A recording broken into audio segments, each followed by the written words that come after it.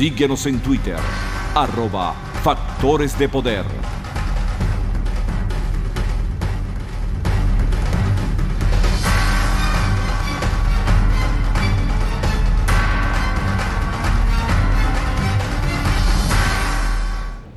Regresamos con Agárrate.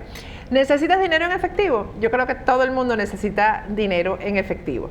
Bueno, porque el dinero en efectivo lo necesitamos para pagar las tarjetas de crédito, para emprender un nuevo negocio, para remodelar la casa, una operación que no te cubra el seguro. Bueno, para muchas cosas se necesita dinero en efectivo. Y para eso está Global Enterprise. Te consiguen dinero en efectivo muy, muy rápido, con tu residencia o tu Social Security, pero a lo mejor no tienes ninguna de las dos cosas, pero tienes una propiedad aquí en Estados Unidos. Con eso también te consigue dinero muy, muy rápido Global Enterprise. Así que comunícate con ellos. Bueno, vamos a ver si en este segmento y el siguiente aclaramos algunas dudas. Porque hay muchas preguntas en el aire acerca de lo que ocurrió ayer en la Asamblea Nacional, la decisión que se tomó de seguirle el juicio a Nicolás Maduro y destituirlo. Bueno, pero la vida sigue igual en Venezuela. Fíjense que en el primer segmento ya les mostré cómo Nicolás Maduro está diciendo que Julio Borges se está gastando $50,000 diarios. Y todas esas cosas, las detenciones, la vida de ellos sigue. Juan Carlos Apitz está con nosotros vía Skype. Él es abogado y profesor universitario y alguien que habla muy claro. Buenas noches, Juan Carlos, ¿cómo estás? Hola, Patricia, ¿cómo estás? Bueno, aquí esperando todo bien para mí. Esperando que tú me expliques, ¿no? Primero, Juan Carlos, vamos a arrancar por el Tribunal Supremo que está en el exilio. Tú fuiste, creo que, parte del comité que escogió a los magistrados, los evaluó, mejor dicho. Es así, miembro del Comité de Postulaciones Judiciales. Exacto. Háblame de ellos en particular porque, o sea, no es que me hables de uno por uno, sino que parece que hubo algunos que se abstuvieron a votar por el antejuicio. Ellos realmente son personas idóneas para ser magistrados. Vamos a comenzar por ahí. Ok, vamos a ver los antecedentes de la situación que está planteada al día de hoy. Quiero recordar que la Asamblea Nacional presidida por Nicolás Maduro, cuando en diciembre de 2015 el gobierno pierde las elecciones parlamentarias, entre gallos y medianoche, el 18-19 de diciembre, Diosdado Cabello, en conjunto con su bancada oficialista, nombra unos magistrados al Tribunal Supremo de Justicia. Nombran 13 magistrados titulares y 20 magistrados suplentes, entre gallos y medianoche y sin cumplir el procedimiento establecido en la Constitución y en la ley. Ese mismo diciembre de 2015, cuando la oposición democrática gana la Asamblea Nacional y se incorpora en enero, se consigue con un Tribunal Supremo de Justicia absolutamente adverso a esa bancada de oposición democrática. Y es cuando comienza la contención entre la nueva Asamblea Nacional, integrada por esa mayoría de la oposición democrática, y un Tribunal Supremo de Justicia que ha sido designado entre gallos y medianoche y de manera arbitraria y irregular, limitándole las funciones y las competencias a la Asamblea Nacional. Quiero recordar que muchos venezolanos, y entre ellos mi persona, acudimos al Parlamento a señalarle a esa oposición que ellos debían dejar sin efecto esa designación de magistrados al Tribunal Supremo de Justicia porque se había hecho de manera irregular. Bueno, lamentablemente el tiempo nos dio la razón y ese Tribunal Supremo de Justicia, integrado por quienes no debían ser magistrados, porque entre ellos, por ejemplo, se designó a Calixto Ortega, un connotado diputado de la bancada oficialista, que votó por sí mismo para ser magistrado de la Sala Constitucional. Bueno, aquí estoy anotando yo todas las cosas, discúlpame Juan Carlos, estoy anotando todas las cosas que se debieron hacer y no se hicieron. Sí. Ajá. Lamentablemente la Asamblea Nacional en el año 2017, el año pasado,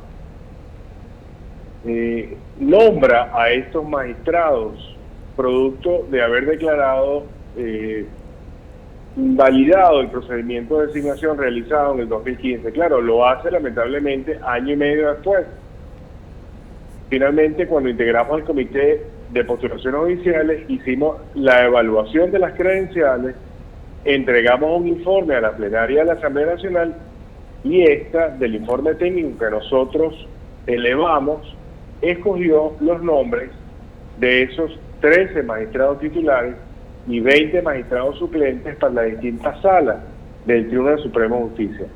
Ese tribunal, con esos magistrados designados por la Asamblea Nacional, es quien se constituye en tribunal natural para enjuiciar a Nicolás Maduro por hechos de corrupción. Por hechos de corrupción debido a obras civiles contratadas con la constructora Odebrecht, que fueron contratadas y canceladas, a pesar de que esas obras no fueron debidamente terminadas. Se trata de 13 obras civiles que han sido contratadas con Odebrecht, cuyo presidente, Norberto Odebrecht, relató el juicio que se adelantó en Brasil, que había pagado comisiones a funcionarios públicos de distintos países y en especial a funcionarios venezolanos para que esas obras fueran contratadas y canceladas a pesar de no haber sido concluidas. Ok, entonces estamos que esos magistrados además son suficientes. ¿Eran todos los magistrados que conformaban la sala plena o no? Fíjate, ahí hay que hacer la siguiente especificación. Se nombraron 13 magistrados titulares y 20 magistrados suplentes. Estos magistrados están alegando para constituirse como Tribunal Supremo que los actuales magistrados del Tribunal Supremo de Justicia de Caracas pusieron sus cargos a las órdenes de la Asamblea Nacional Constituyente. Por cierto, Asamblea Nacional Constituyente solamente convocada por Nicolás Maduro, de una manera arbitraria y contradiciendo lo que la misma Constitución establece. Para convocar una Asamblea Constituyente, como lo es pedirle la opinión a los venezolanos. A ninguno de nosotros se nos pidió opinión si queríamos una Asamblea Nacional Constituyente dirigida a derogar la actual Constitución. ¿Qué es lo que dicen los magistrados actuantes en el Senado de Colombia, que se han constituido como Tribunal Supremo? Que cuando estos magistrados acá en Caracas pusieron sus cargos a la orden de la Asamblea Nacional Constituyente y se subordinaron a esta Asamblea Constituyente, renunciaron a sus cargos, porque dice la actual Constitución vigente en Venezuela que un magistrado del Tribunal Supremo de Justicia solo se debe a la Constitución y a la ley. Así que estos magistrados han asumido que aquellos renunciaron y que por ende ellos asumen su condición, todos, principales y suplentes, como integrantes del legítimo Tribunal Supremo de Justicia, encargados ahora de enjuiciar a Nicolás Maduro. ¿Hubo alguno de esos magistrados que se negara a apoyar o a votar por el enjuiciamiento? Mira, la verdad es que ahí la situación es confusa. Pareciera que hay uno o dos magistrados que no participaron en esta decisión. Entiendo, porque no me queda claro cuáles son sus nombres, quién de estos magistrados no participó, pero dice la Ley Orgánica del Tribunal Supremo de Justicia que de 32 integrantes del Tribunal Supremo de Justicia se hace quórum con la mitad más uno para instalar el Tribunal Supremo de Justicia. Bueno, entiendo que la decisión que han sacado, o por lo menos que lo que yo he leído, que ha corrido por los medios de la comunicación, es que la mayoría de esos 32 magistrados, hoy en el exilio, porque han sido perseguidos en Venezuela, una vez que fueron designados en julio de 2017 por la Asamblea Nacional, han firmado esta decisión declarando procedente el antejuicio de mérito al ciudadano Nicolás Maduro por actos de corrupción. Ok, bien, entonces vamos a hablar del papel de la fiscal, ¿no? Que yo tengo mi opinión particular, de Luisa Ortega Díaz. Es Luisa Ortega Díaz, según la normativa legal en Venezuela, quien tiene que hacer la investigación, por decirlo de alguna manera, contra el presidente de la República y quien tiene que solicitar su enjuiciamiento. ¿Cuál es el papel de Luisa Ortega aquí? ¿Es legítimo su papel? Bueno, debo decirte que la ciudadana Luisa Ortega Díaz sigue siendo fiscal general de la República porque ella fue destituida por la Asamblea Constituyente. Y no es la Asamblea Constituyente la que tiene facultades para destituir ni a la fiscal del Ministerio Público ni a ningún funcionario público, porque una Asamblea Constituyente, su única finalidad es redactar una nueva Constitución. Lo que pasa es que en el reino de la arbitrariedad, que es lo que se vive hoy en Venezuela, que ha generado todo este desastre político, económico y social que sufrimos todos los venezolanos, se ha producido la destitución de la fiscal general de la República por esa Asamblea Constituyente, pero además designaron un nuevo fiscal, que es el ciudadano Tarek William Saab. Entonces en Venezuela hay, digamos, dos fiscales generales de la República, uno designado por la Asamblea Nacional y otro designado por la Asamblea Constituyente. Yo recuerdo muy claro cuando ocurrió lo mismo con Carlos Andrés Pérez, ¿no? Y como yo recuerdo claro la decisión de la Corte Suprema de Justicia en aquel momento, lo que ocurrió después. Juan Carlos, ayer estaba comentando que apenas la Corte Suprema de Justicia tomó la decisión del antejuicio de mérito, pues la gente bajó como un río por la Avenida Fuerzas Armadas, que es la que está cerca de la Corte Suprema de Justicia, ahora el Tribunal Supremo, bueno, como aplaudiendo la decisión de los magistrados del Tribunal Supremo, de la Corte Suprema de Justicia, y después vino pues la decisión del Congreso de la República, etcétera, y por supuesto se desprendió del cargo inmediatamente Carlos Andrés Pérez, que era un demócrata, digan lo que digan.